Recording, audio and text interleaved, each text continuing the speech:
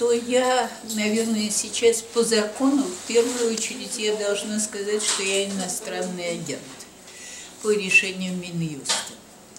А кроме того, я директор Института региональной прессы в Петербурге, России. И 5 июня прошлого года я летела в Соединенные Штаты, где должна была проводить занятия со слушателями летнего института в Индианском университете.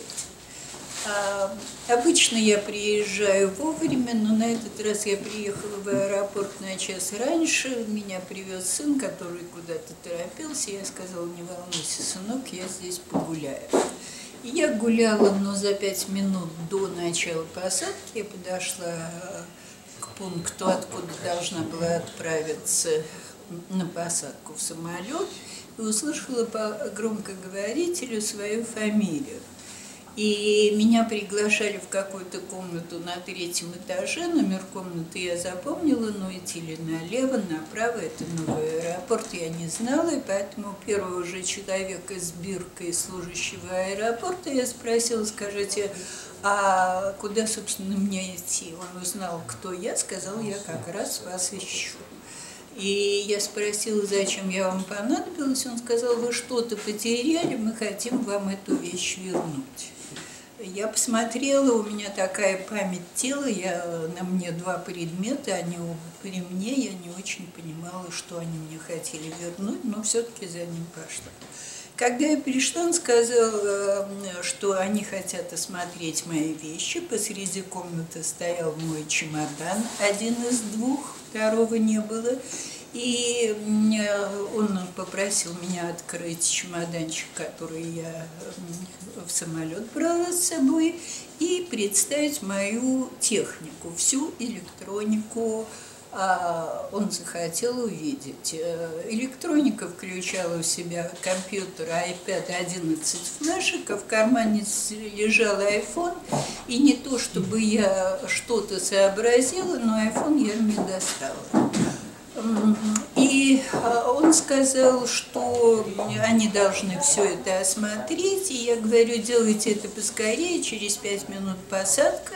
На что услышала, что вы никуда не летите, вы остаетесь, мы будем составлять протокол, протокол будет писаться долго, потому что видите, сколько у вас флешек, у одной нет колпачка, на одной написано то-то, и пока мы все это напишем, пока сделаем копию, это целое дело, вы никуда не летите. И я поняла, что все серьезно.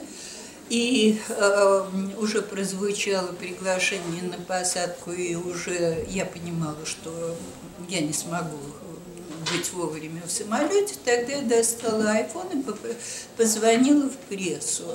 Я позвонила в прессу и сказала, что меня задержали, и пресса тут же эту информацию передала, что у меня осматривают вещи, я сознательно употребляю слово «осматривают», потому что, в общем, это обыск был, конечно. И тогда я уже вошла в роль и сказала, что я требую моего адвоката, и без него я ничего не буду говорить, ничего не буду делать. Адвокат выехал, мне позвонили, он был недалеко от аэропорта, очень скоро прибыл, но его до меня не допустили. А в это же самое время я говорила о том, что я хочу знать, на каком основании они пытаются отобрать у меня мои вещи. Мне было сказано, что у них есть сигнал о том, что я вывожу что-то незаконное. Когда я спросила, от кого этот сигнал, мне сказали, что они не могут мне сказать, ну вот такой сигнал. Сказала я знаю, это прокуратура, потому что мы подали в суд на прокуратуру, и прокуратура мне таким образом мстит.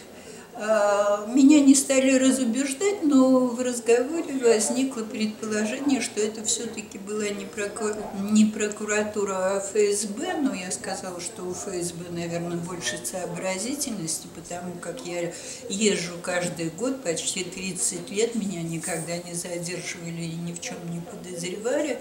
Мне это все странно.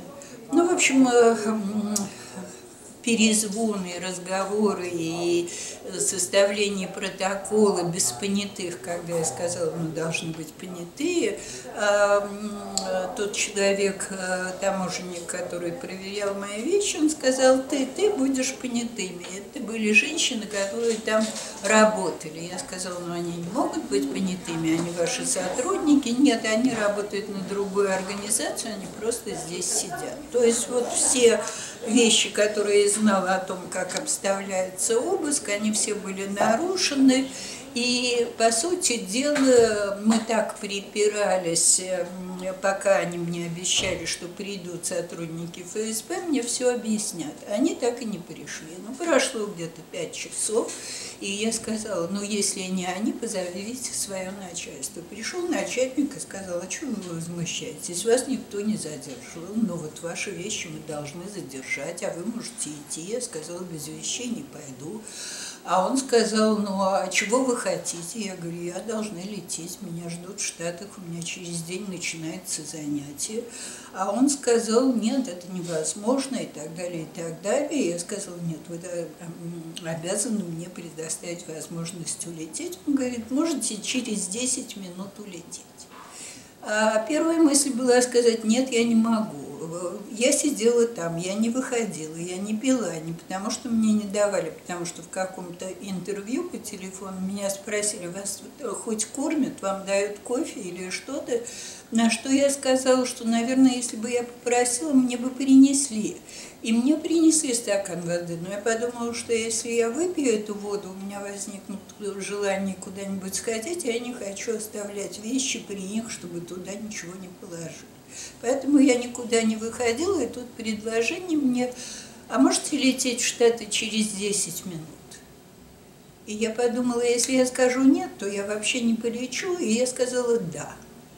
Ну, тогда пошли. И меня привели в какое-то место, где сидела очень эффектная, как я понимаю, стюардесса в традиционном восточном таком костюме, беж с красным. И мне сказали, вот сейчас вы полетите в Дубай, из Дубая вас самолет доставит в Нью-Йорк. В Нью-Йорке вы купите билет до Индианаполиса, ну а там уж дальше как хотите. Я говорю, позвольте, а кто за это будет платить? Вы. А сколько это будет стоить? И тут называется цифра в 1,5 раза больше, чем я платила за билет в марте. И я говорю, ну как же, я же не виновата, что я не улетела. Он сказал, ну вы же будете с нами судиться, и вы, конечно, победите в суде и выиграете эти деньги. А пока вот это так. Я говорю, ну позвольте, а где мой второй чемодан? Ну мы не знаем, мы, в общем, вы его разыщете. Я себе представляю, я не знаю, сколько лететь до Дубая, я не знаю, будет ли рейс на Индианаполис из Нью-Йорка. И, наверное, если бы у меня были эти деньги, 43 тысячи или 45 они назвали, я бы, возможно, даже сделала такую глупость и купила бы билет и полетела. Но у меня их не было, и у сына, который уже приехал, он странно узнал, привезя меня в аэропорт, он от своих приятелей из Израиля, которые услышали, что Шендерович рассказывает по эху, что Широградскую задержали в аэропорту, узнал, что мама никуда не улетела. Вот он стоит здесь, я говорю, сынок, у тебя есть эти деньги? Он говорит, нет, мама, я только что купил билеты для семьи в Италию, поэтому у меня там мало. Ну и, в общем, одним словом, тогда таможенник этот главный поворачивается, говорит, тогда нам не о чем говорить, и он ушел.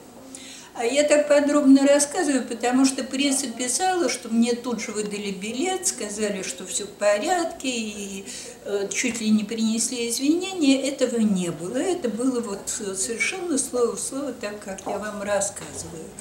И Мы стали думать, стоит ли мне взять вещи домой или оставить в камере хранения, потому что я намеревалась на следующий день все-таки достать билет и лететь. В это время девушка, которая сидела рядом с этой красавицей стюардессой, которая занималась, в общем-то, собиранием денег за дополнительный багаж или за перегрузку или еще за что-то. И эта девушка поманила нас так пальцем и протянула лист бумаги, на котором был билет по моему маршруту, по маршруту этого дня, но на следующий день. И она же сказала, что Finnair решила выписать мне этот билет бесплатно.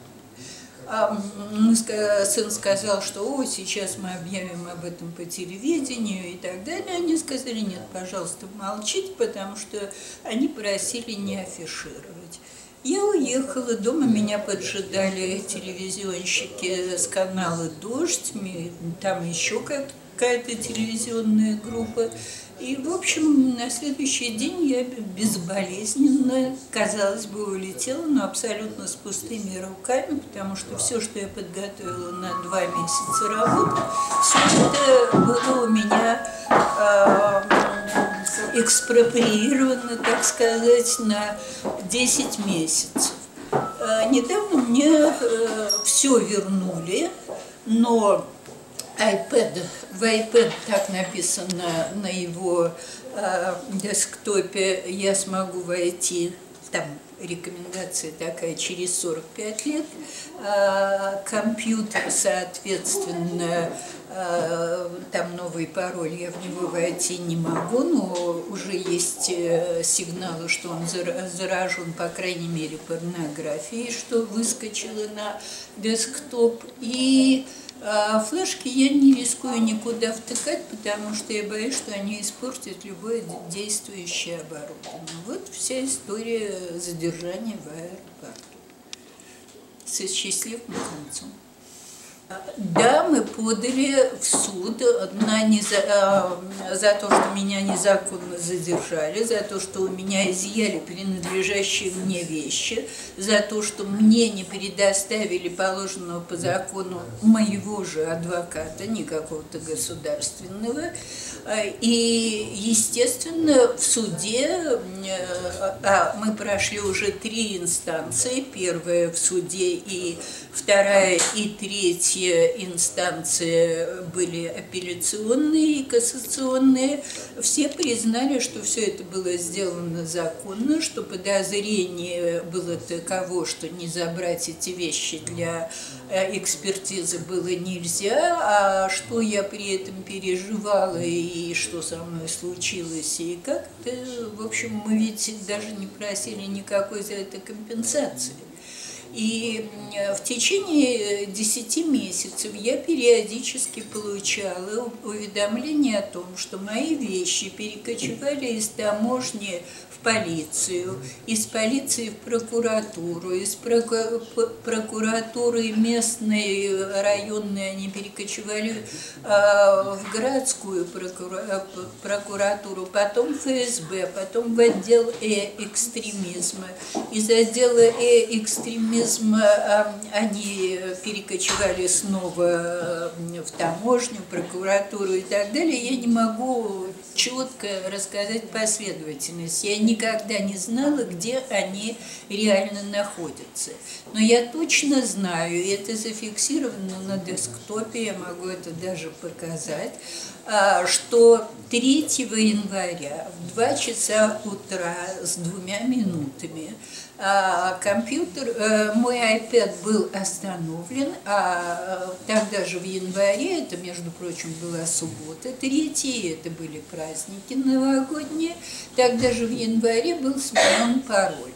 О том, что моим оборудованием активно пользовались, свидетельствует, я не знаю, как это называется правильно, но вот тот самый карандаш, которым я писала тексты, с резиновым наконечником, и резиновый наконечник был истрепан в тряпку, то есть, значит, что им пользовались активно.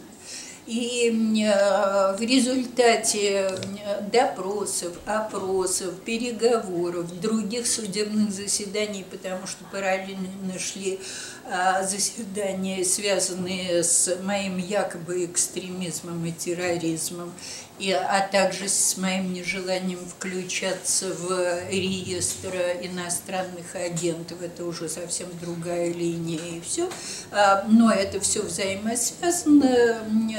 В общем, выяснилось, кто заставил меня остановить, кто, у кого в конечном счете оказались мои вещи и кто мне прислал где-то трехстрочное объявление о том, что у них нет оснований для возбуждения, они собирались там, светило 2 уголовных дела. Так вот, для возбуждения 2 уголовных дел на 2 года и на 5 лет там, по этим статьям у них оснований нет, и они мне обещали переслать расширенные объяснения, почему они пришли к такому выводу. Я все еще жду это объяснение, а потом уже я буду решать, что я буду делать с этим хламом, который я получила в результате того, что они отказались меня преследовать в уголовном порядке. А другие дела, они идут своим чередом. Я не только собираюсь, я приглашена преподавать снова. И в этом году юбилейный год в летнем институте, где я преподаю. И я единственный приглашенный преподаватель из границы, которую интервью с кем взял Василий Арканов, сын Аркадия Арканова, и оно было опубликовано в таком виртуальном журнале, посвященном этому юбилею, поскольку в этом университете меня ценят и всегда ждут, и даже были попытки меня переманить в другие университеты. Я сказала, что пока Индиана меня приглашает, я никуда больше ездить не буду. Это плакат, 5-я еврейская колонна, что это было? Расскажите. Вы имеете в виду эту фотографию? Есть такой список, состоящих из аналогичных фотографий. Туда входят и Улицкая, и Шендерович, и входил Немцов. Как ни странно, также там зафиксировано Невзоров и многие другие люди. Я насчитала тогда где-то около 40 человек. Я решила поставить эту фотографию в качестве основной на Фейсбуке, потому что я думала, она привлечет внимание прокуратуры. Там есть, по крайней мере, 3 основания для возбуждения уголовного дела для тех, кто призывает меня выдворить из страны. Но я проторчала вот с этой фотографией, с этим клеймом на лбу несколько месяцев, никто никак не отреагировал, и все друзья меня убедили показать свое настоящее лицо. И ко дню рождения я ее поменяла на фотографию без тавра вот этого на лбу о том, что я 5-я колонна, русофобка, 5-я еврейская колонна, извините. Вот тут я подумала о том, что они еще не знают, что у меня мама украинка, и в какой части Украины они бы меня депортировали. Для меня тоже большой вопрос, будет ли это восточное или западное, потому что по еврейским законам, вообще-то, строго говоря, они национальность определяют не по отцу, а у меня отец еврей, а по маме. Поэтому у меня ситуация еще хуже, чем они думали. Вам не страшно сейчас в России? Мне не страшно. Мне не страшно, потому что,